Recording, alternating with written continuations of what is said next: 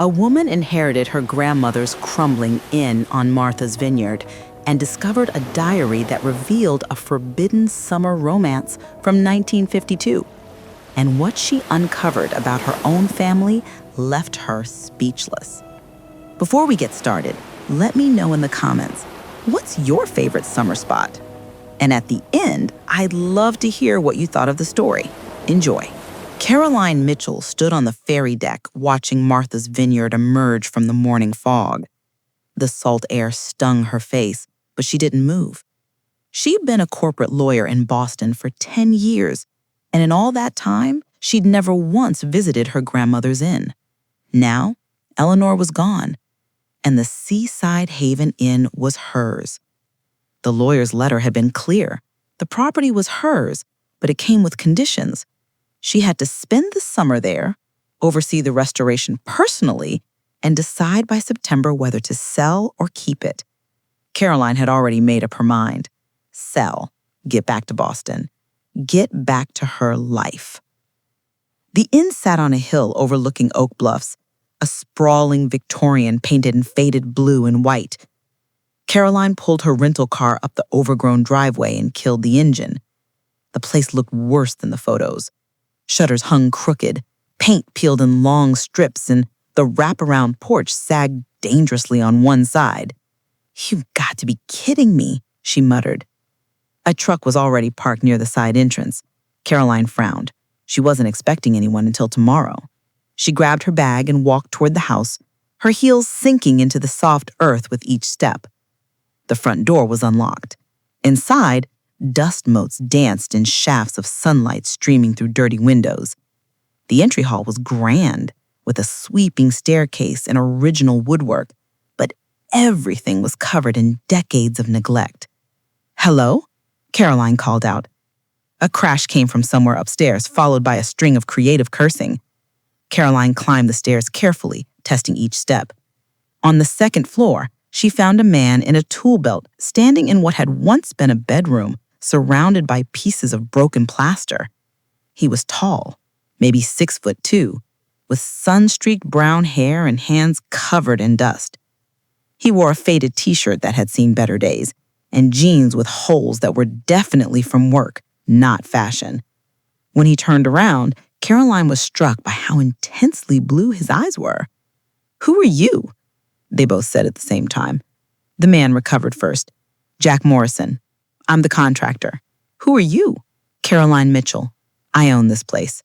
Jack's expression shifted from surprise to something that looked like disappointment. "You're Eleanor's granddaughter." "That's right." Caroline looked around at the damage. "What happened here?" "The ceiling had water damage. I was assessing it and the whole section came down." He gestured at the mess. "This place is in worse shape than I thought." "How bad?" Jack pulled off his work gloves. "You want the polite version or the truth?" "The truth. This inn needs about 6 months of full-time work and probably $200,000 to make it sellable, maybe more." He watched her reaction carefully. "Your grandmother didn't mention that." "That's my guess." Caroline felt her stomach sink. 200,000? She didn't have that kind of money. There has to be another option. There is. You could do a minimal restoration, just enough to make it safe and sell it as a fixer-upper. You'd get maybe half what it's worth fully restored. Jack crossed his arms. Or you could actually restore it. Keep it running as an inn like Eleanor wanted. "I don't want to run an inn. I have a career in Boston." "Right. Corporate lawyer." It wasn't a question, and the way he said it made it clear what he thought of corporate lawyers. Caroline bristled. "Is there a problem with that?" "No problem. Just figured you for the type who'd sell without a second thought." Jack picked up his clipboard. "Look, I knew Eleanor for 20 years. She loved this place. It was her whole life after your grandfather died. But if you're just here to cash out, I'm not interested in helping." "Excuse me?" "I only work on projects I believe in." Jack headed for the stairs. "Good luck finding someone else who knows this place like I do." Caroline followed him down, anger rising in her chest. "You can't just walk away. You gave my grandmother an estimate. That's a commitment." Jack stopped at the front door and turned back. That estimate was for someone who cared about preserving the inn's history. You care about a quick sale." He opened the door. "There's a difference. I haven't even been here an hour, and you already decided who I am?" "Am I wrong?" Jack challenged. Caroline wanted to argue, but the truth is, he was right. She had planned to do the bare minimum and get out, but she wasn't about to admit that to this arrogant contractor. "Fine, leave. I'll find someone else." "Good luck with that. Everyone on the island's booked through September." Jack walked to his truck, then paused with his hand on the door. "For what it's worth, Eleanor talked about you all the time. She hoped you'd come around eventually, see what this place meant." The comment hit harder than Caroline expected. Guilt twisted in her stomach. "She never invited me." "She did. Every summer. You were always too busy." Jack climbed into his truck and drove away, leaving Caroline standing alone in front of the crumbling inn. She went back inside, suddenly exhausted. The living room was filled with covered furniture. Caroline pulled a sheet off an old sofa and sat down, dust rising around her.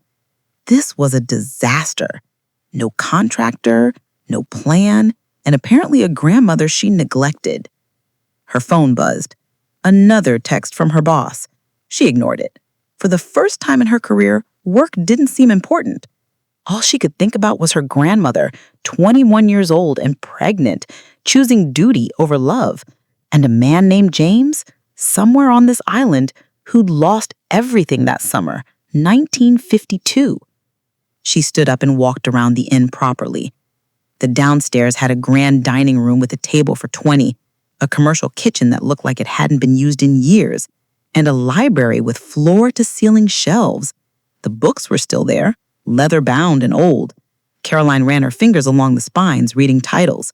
Her grandmother had loved to read. That was one thing Caroline remembered from childhood visits, back when life got complicated. Eleanor always had a book in her hand. At the end of one shelf, something caught her eye, a book that didn't quite fit with the others. She pulled it out and realized it wasn't a book at all. It was a diary, leather-bound and worn, with no title on the cover. She opened it carefully. The first page had an inscription in elegant handwriting. Eleanor Catherine Whitmore, summer 1952. If found, please burn unread. Caroline's heart skipped. This was her grandmother's diary when she was young, the year before she married her grandfather. She knew she shouldn't read it. The inscription was clear, but something made her turn the page. June 15th, 1952. He's here. After all these months of letters, after everything we've risked, James is finally here on Martha's Vineyard. Father would kill me if he knew this. James isn't suitable, isn't from the right family, isn't what they want for me. But when I see him, none of that matters. When I see him, I can barely breathe. Caroline sat down hard in a leather armchair, the diary trembling in her hands. James. Not her grandfather Thomas, someone else. She flipped through more pages, seeing her grandmother's handwriting change from careful script to frantic scrawls, from joy to desperation. There were pressed flowers between pages, a faded photograph of a young man in a Navy uniform, and letter after letter describing a secret relationship that summer of 1952. The front door opened, making Caroline jump. She closed the diary quickly and stood up. Jack Morrison had returned, carrying a toolbox. He stopped when he saw her face. "You okay? You look like you've seen a ghost." Caroline clutched the diary to her chest. "I thought you weren't taking the job." "I'm not. But I promised Eleanor I'd at least make the place safe before you sold it, so I'm here to fix the porch and board up the dangerous areas. That's it." He noticed the diary. "What's that?" "Nothing. Just an old book." Caroline turned away, but Jack was already crossing the room. "That's not just a book. That's Eleanor's diary. I'd recognize that leather anywhere." Jack's expression softened. "She kept it in the library safe. How'd you?" "It was on the shelf." Caroline held it tighter. "You knew about this?" "I knew she had something from her past she kept private. She never showed me." Jack studied Caroline's face. "You read it. Just a few pages." "And?" Caroline sat back down, suddenly needing to talk to someone. "My grandmother had a summer romance in 1952 with someone named James, Someone who wasn't my grandfather. Jack pulled up a chair across from her. Thomas. You knew him? I knew of him. He died before I moved here, but everyone on the island remembered Thomas Mitchell. Good man, quiet. He and Eleanor seemed happy enough. Jack leaned forward, but there was always something about Eleanor, like part of her was somewhere else. Caroline opened the diary again, reading more. She writes about James like he was everything, but then she married Thomas 6 months later. What happened? Maybe the diary tells you. Maybe.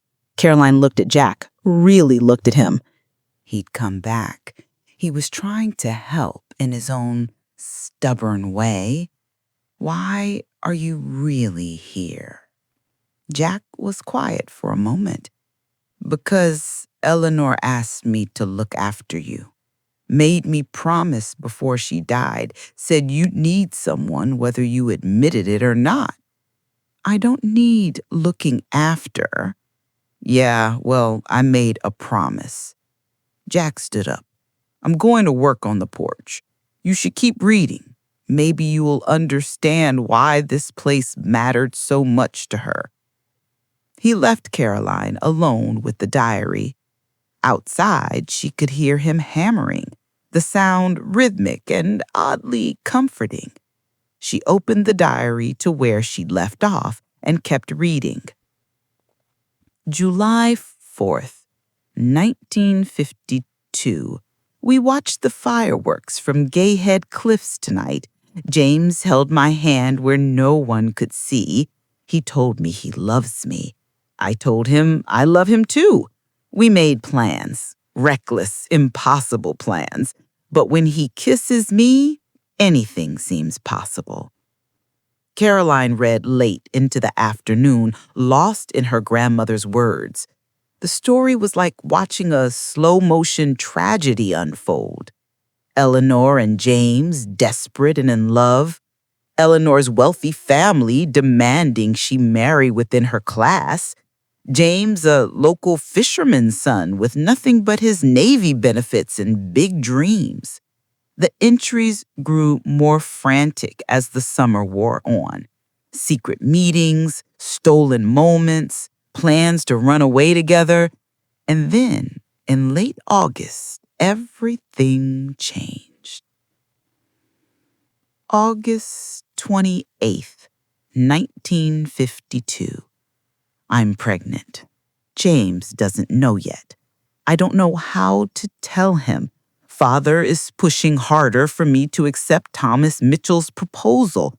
Thomas is everything they want. Safe, wealthy, respectable. But he's not James. God help me, he's not James.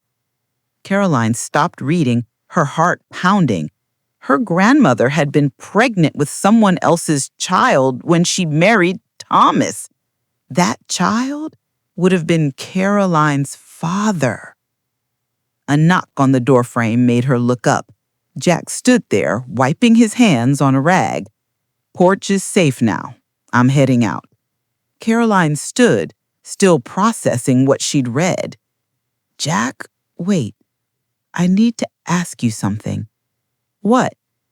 Because according to this diary, my grandmother was pregnant with James's child when she married my grandfather. That child would have been my father. Caroline's voice shook, which means Thomas Mitchell wasn't my real grandfather. Jack ran a hand through his hair. That's a hell of a discovery. Did you know? No, but Jack hesitated. There was always talk, rumors that Eleanor had loved someone else before Thomas. Nobody knew who or what happened, just that she'd come back from that summer of 52 different, quieter, like something in her had died. Caroline sat back down, overwhelmed. I don't understand. If she loved James so much, why didn't she choose him? Maybe she didn't have a choice. Jack moved closer. It was 1952. unmarried and pregnant? That would have destroyed her and her family. And what could James offer her? He was nobody, according to her family's standards. So she married Thomas and raised her father as Thomas's son. Jack's voice was gentle. That must have been hard, living with that secret. Caroline looked down at the diary. There are more entries. Maybe they explain what happened. Are you going to keep reading? I have to. I need to know how it ended. Caroline met Jack's eyes. Will you help me? You know this island, the history. Maybe between the diary and your knowledge, we can piece together what really happened. Jack was quiet for a long moment. Then he nodded. Yeah, I'll help, but on one condition. What? You give this place a real chance, not just as something to sell, but as something worth saving. He gestured around the library. Eleanor's story is in these walls. Whatever happened between her and James, it shaped everything. This inn was her life after. Maybe you owe it to her to understand why.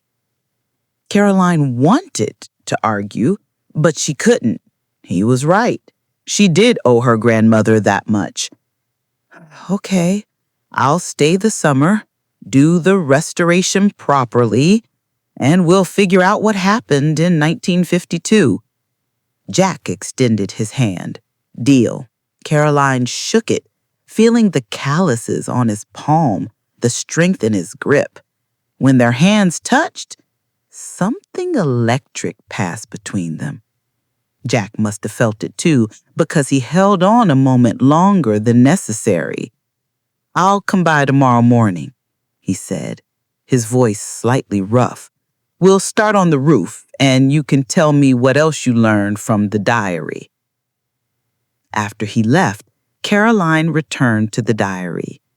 The entries from September 1952 were heartbreaking. September 15th, 1952. I told James about the baby today. He was overjoyed. He wants to marry me immediately. He doesn't understand that it's impossible. Father has threatened to disinherit me, to destroy James's family if I don't end things. Thomas has offered marriage, promised to raise the child as his own. He knows the truth, and he doesn't care. He says he loves me enough for both of us. How can I choose? How can I condemn our child to poverty and shame? How can I live without James? September 30th, 1952. I married Mrs. Thomas Mitchell. James doesn't know. He's been out on fishing boats for 2 weeks. By the time he returns, it will be done. I left him a letter. I can't bear to see his face when he reads it. I know I'm destroying him. I'm destroying us both. But the baby, our baby, needs security, legitimacy, a future. Thomas can give that. James cannot. Forgive me. God forgive me. I will never forgive myself. The final entry was dated October 1st, 1952. James came to the house today. He begged me to leave with him, said we could make it work somehow. I wanted to say yes so badly I could barely breathe. But I looked at Thomas, standing there, patient and kind, already loving me more than I deserve. I looked at the ring on my finger. I felt the baby growing inside me. And I sent James away. He looked at me like I killed him. Maybe I did. I'll never see him again. This is the last entry. Eleanor Catherine Whitmore is dead. Only Eleanor Mitchell remain. Caroline closed the diary with trembling hands. The sun was setting outside, painting the library in shades of gold and red. She felt like she'd been hollowed out and filled with someone else's grief. Her phone buzzed, another text from her boss. She ignored it. For the first time in her career, work didn't seem important. All she could think about was her grandmother, 21 years old and pregnant, choosing duty over love, and a man named James, somewhere on this island, who lost everything that summer of 1952. Caroline stood and walked to the window. Martha's Vineyard stretched out before her, beautiful and mysterious in the fading light. Somewhere out there were answers. Somewhere out there was the rest of the story. And tomorrow, with Jack's help, she was going to find them. There's a photo. Caroline opened the diary carefully and removed the small, faded picture tucked between pages. A young man in a Navy uniform smiled at the camera. Even worn and aged, the resemblance was unmistakable. Jack took the photo with shaking hands.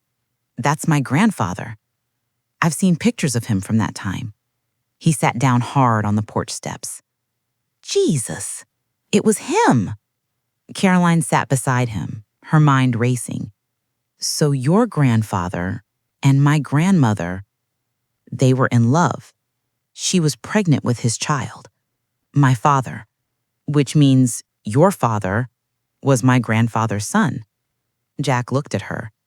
"Caroline, we're related. Distantly, but we're family." The realization should have made everything simpler, but instead, Caroline felt her stomach twist with confusion.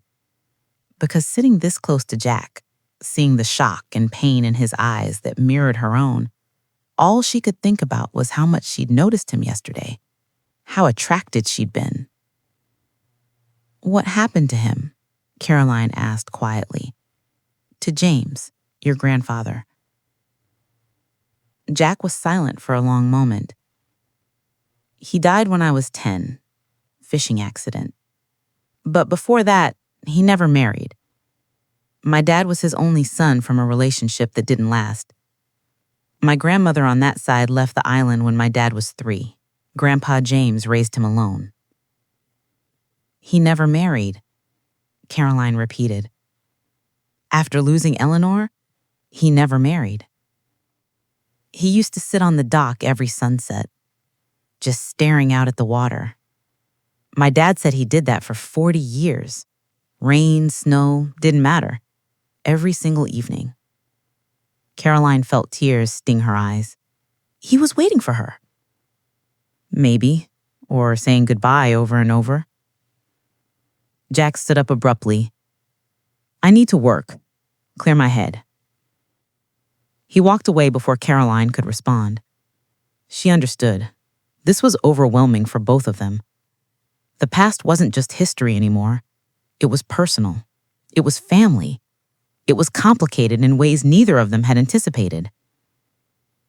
The work crew started on the roof.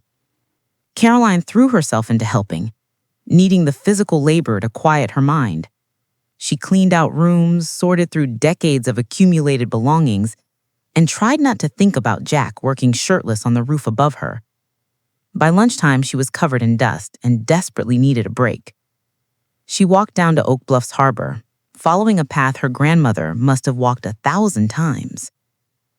The harbor was busy with summer tourists and fishing boats.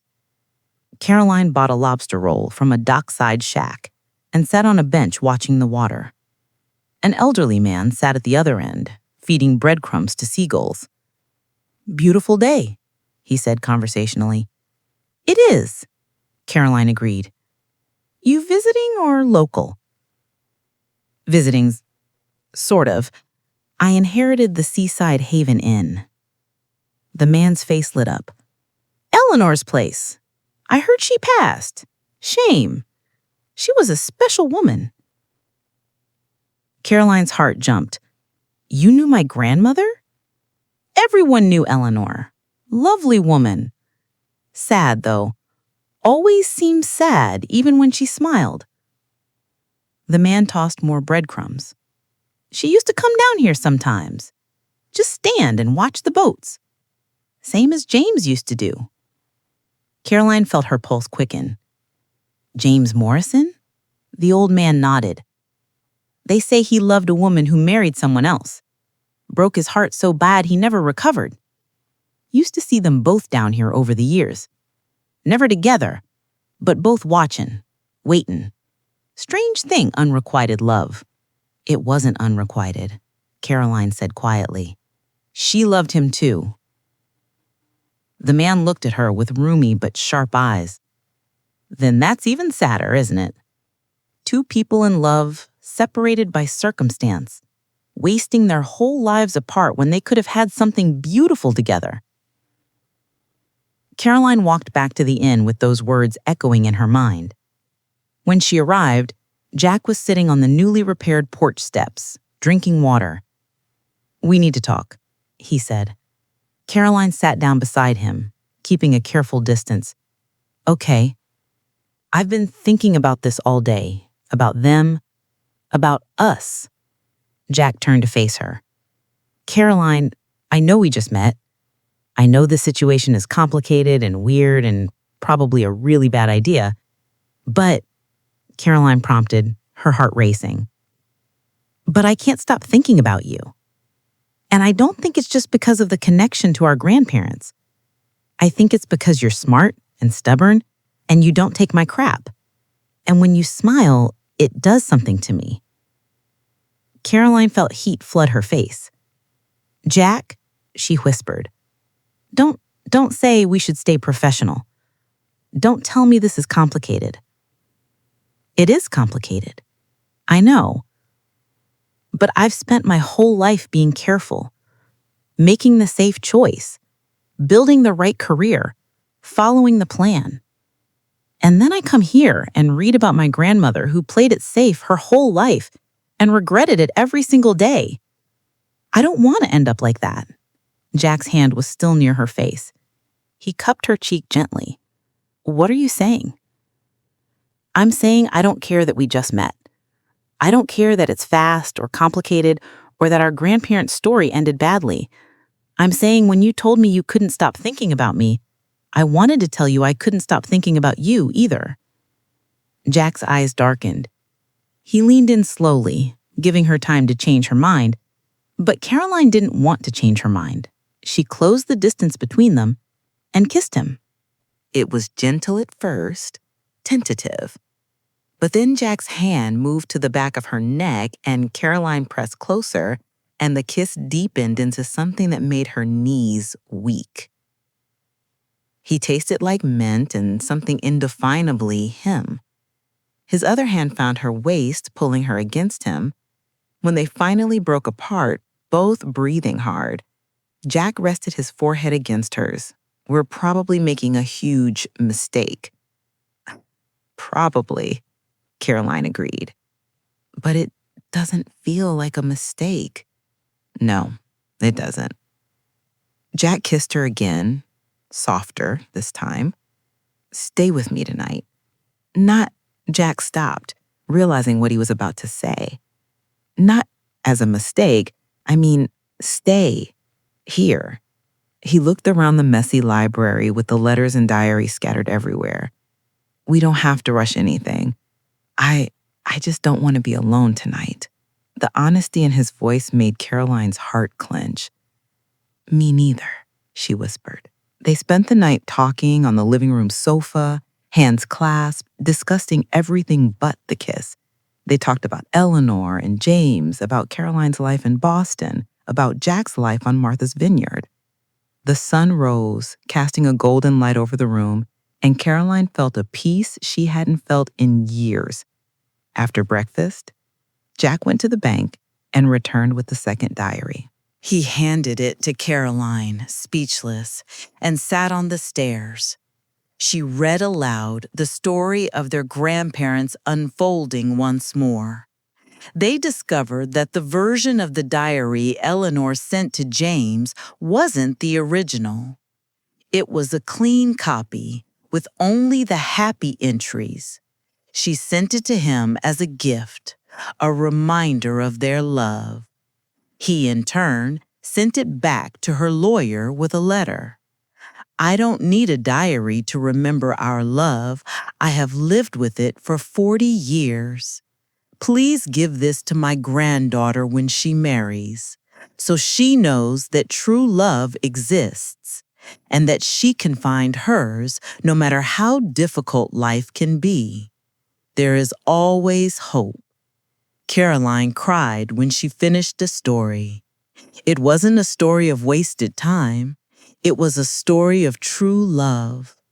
Eleanor and James loved each other their whole lives, separated but still together in their hearts. Caroline turned to Jack, tears streaming down her face. He got up, hugged her, and comforted her in silence. They were made for each other, Jack.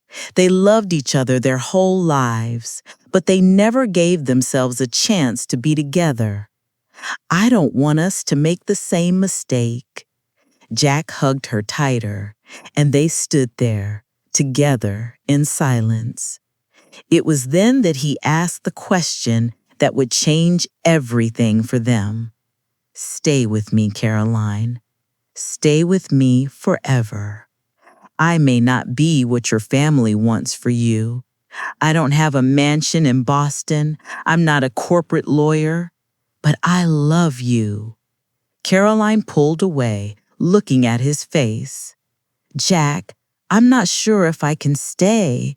I have a life in Boston. I have a job. It's not what you really want, Caroline. You told me yourself. You want a life, not a career. I can give you a life with love, a life where you won't regret every second. Caroline cried. She knew he was right. Her job in Boston was important to her, but it didn't make her happy. And here on Martha's Vineyard, she had found something she couldn't describe. She had found a home, and she had found love. Caroline kissed Jack. Yes, she whispered. I'll stay. Jack and Caroline got married at the inn with Jack's family and friends and Caroline's best friend, Sarah. They restored it and reopened it. Caroline became a part-time museum curator at the Historical Society Museum, and Jack continued his contracting business, but now with a new purpose. The two of them lived at the inn, restoring it with love and care, and their lives were perfect. What did you think of Jack and Caroline's story? Were you satisfied with the ending, or did it spark 1,000 what-ifs in your mind? Here's my challenge. Write your own ending. Share your version in the comments. I'm genuinely excited to see what you create. Don't forget to subscribe to the channel and turn on notifications for more stories like this.